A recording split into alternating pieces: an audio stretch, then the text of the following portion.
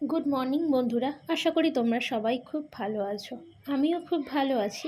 সকালের সমস্ত কাজ সেরে আমি প্রথমে ঠাকুর ঘরে চলে এসেছি। আর আমার ঠাকুর ঘরে এলে কিন্তু অনেকটা সময় লাগে, কারণ গোপালকে স্নান করানো, পোশাক পরানো, অনেক কাজ থাকে।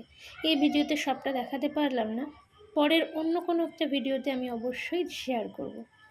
অফ ক্যামেরাতে গোপালকে স্নান করিয়ে দিয়েছি, আর যে জামাটা পরানো আছে সেটা কিন্তু আমি নিজের হাতে বানিয়েছি। কেমন হয়েছে জানিও। আর গোপালের জামা বানানোর ভিডিও তোমাদের সাথে শেয়ার করব। আর যারা আমার ভিডিও দেখছো, যদি ভালো লেগে থাকে তাহলে একটা লাইক করো। যদি কোনো ভুল হয় এই ভিডিওতে তাহলে কমেন্টে জানিও।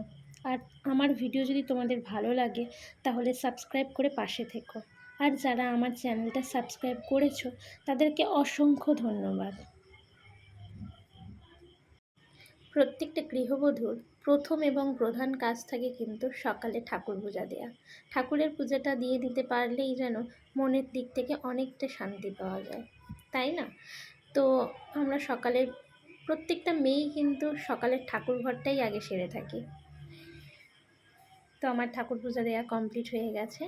এবার চলে এসেছি রান্নাবান্নায়। তো রান্নার দিকে আমি মাছ টাছ কেটে ধুয়ে পরিষ্কার করে রেখেছিলাম। আজকে দুপুরে মাছের ঝোল আর ঢ্যাঁড়স আলু চিংড়ি দিয়ে একটা তরকারি করব, তো সেটাই করছি। আর মাছগুলোকে ভেজে নিচ্ছি প্রথমে, আর তারপরেই দেখো এই মাছের ঝোল চাপিয়ে দেবো। ঝোল করার জন্য আলুটাকে ভেজে নিচ্ছি।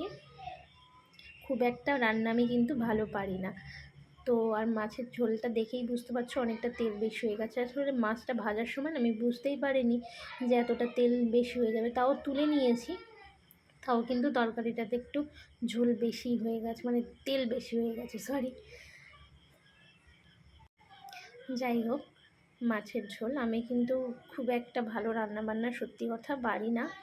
তো যেমন পারি তেমন করতে হয়। কোনো কোনো সময় ভালো হয়, ভালো হয় না যে নয়, তো চেষ্টা করি। আর যাই হোক, বাড়ি মানে আমার হাজব্যান্ড হয়তো খারাপ বলবে, কিন্তু এটা যদি বাবাকে রান্না করে খাওয়ানো হয়, বাবা কিন্তু বলবে যে না, খারাপ হোক, নুনে পোড়া হোক আর যাই হোক, বাবা কিন্তু সবসময় ভালোই বলবে।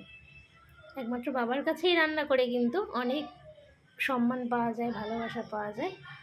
বড়রা যে বলে না তা নয়, বা বাড়ির সদস্যরা বলে না সেটা নয়, ভালো বলে। কিন্তু বাবার কাছে যতই খারাপ করি না কেন, বাবাই একমাত্র মানুষ যিনি বলবে যে না না, ভালোই হয়েছে।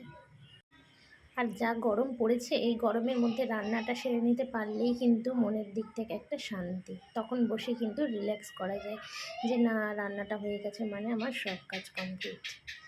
তো রান্নাটা খুব তাড়াহুড়ো করেই করে নিলাম। আর মাছের ঝোলটা দেখো প্রায় হয়ে এসছে। এদিকে আরেকটা কড়া বসিয়ে দিয়েছি ঢ্যাঁড়স আলু দিয়ে যে তরকারিটা বানাবো সেটার জন্য। এদিকে তেল বসিয়ে দিয়েছি, আর এদিকে আমি কিন্তু সব সবজি এদিকে কেটেও নিচ্ছিলাম।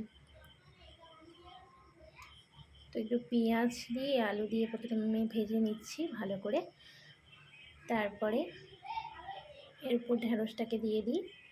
আমি কিন্তু এভাবেই করি, তোমরা কীভাবে করো আমি তো জানি না। ট্রাই করে যদি না ভালো হয় কিন্তু আমাকে বলো না,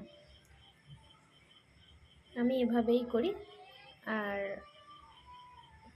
একটু নুন দিয়ে নিলাম, একটু টমেটো কুচি দিয়ে দিচ্ছি। আর ঢ্যাঁড়সটা চিংড়িটাকে আমি ভেজে রেখে দিয়েছিলাম আগে থেকে, একটু তেল তুলে রেখেছিলাম বলছিলাম না, সেই তেলটাকেও দিয়ে দিয়েছি। তো ঢ্যাঁড়স আলু চিংড়ি দিয়ে এতে কিন্তু আমি জল দেব না, শুধু ঢাকা দিয়ে দিয়ে আস্তে আস্তে লো ফ্লেমে কিন্তু রান্নাটা করব। একটু জিরে গুঁড়ো দিয়েছিলাম, জিরে ধনে গুঁড়ো আর আদা বাটা। তো দেখো ঢ্যাঁড়স আলুর তরকারিটা কিন্তু হয়েও এসছে প্রায়। তো আজকের ভিডিওটা এখানেই শেষ করছি। আরও একটা নতুন ভিডিওতে দেখা হবে তোমাদের সাথে। ততক্ষণ সবাই ভালো থেকো, সুস্থ থেকো, এই প্রার্থনাই করি। সবাই ভালো থেকো।